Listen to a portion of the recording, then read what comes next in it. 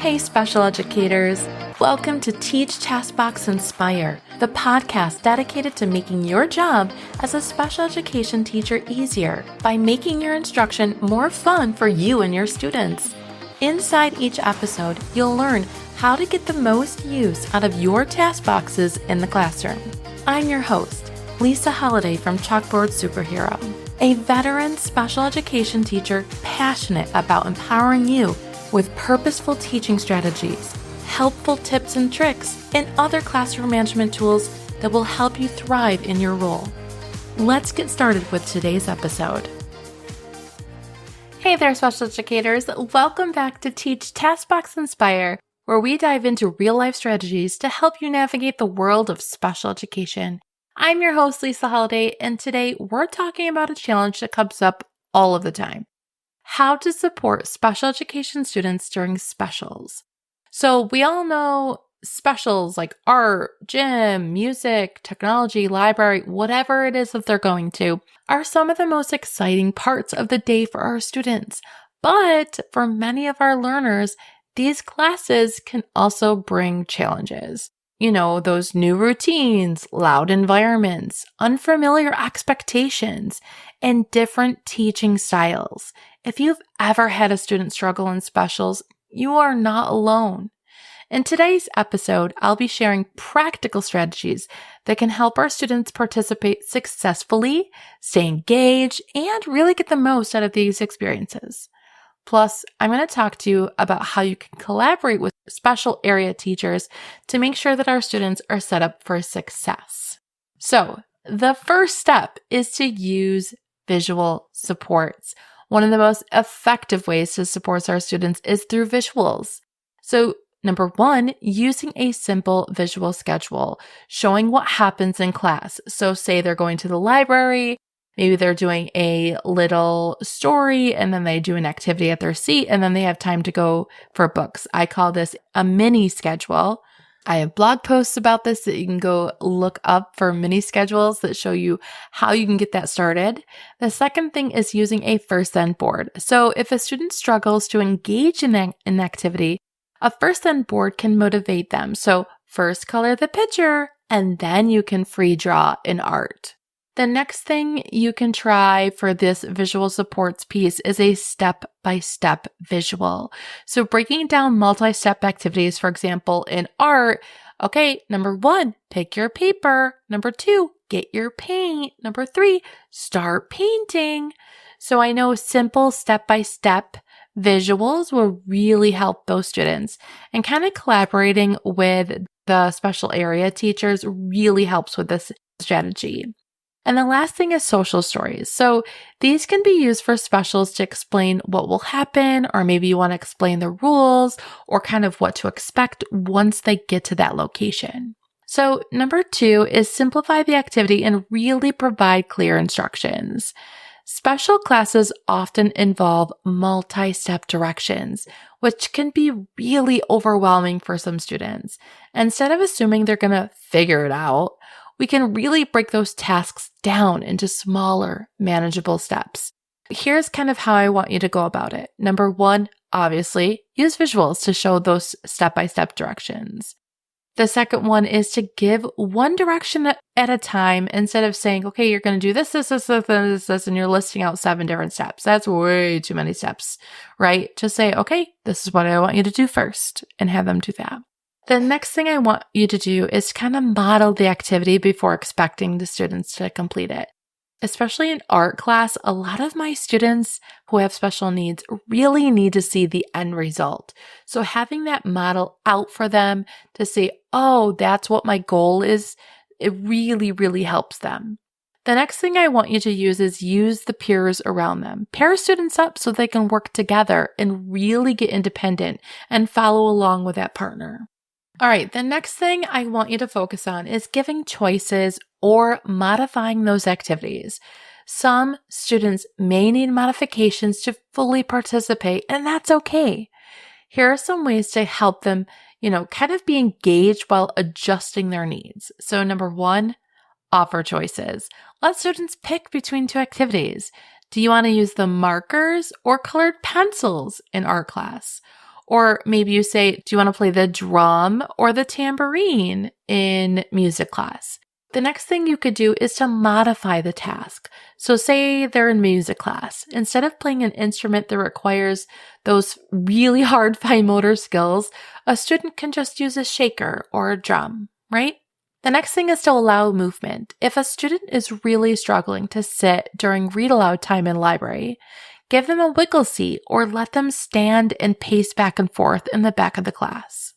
The next thing is using adapted materials.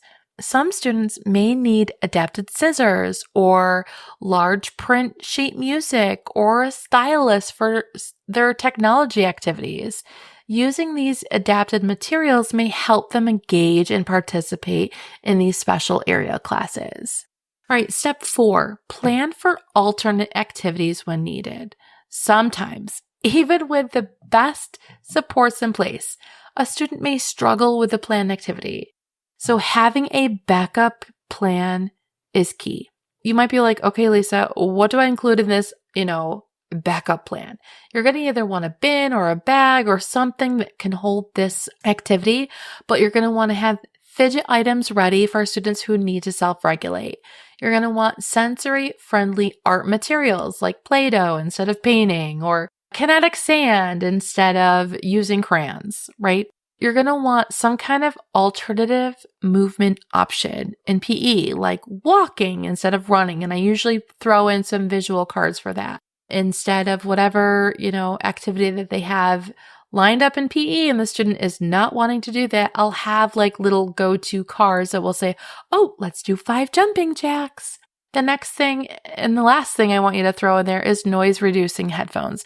For students who get overwhelmed, a lot of times these bigger areas provide a lot of that background noise that a student cannot just filter out. So having those headphones on the ready is super helpful.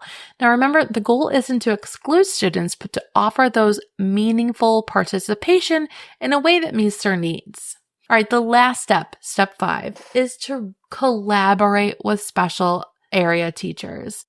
So these teachers work with every single student in the school, and many aren't even trained in special education.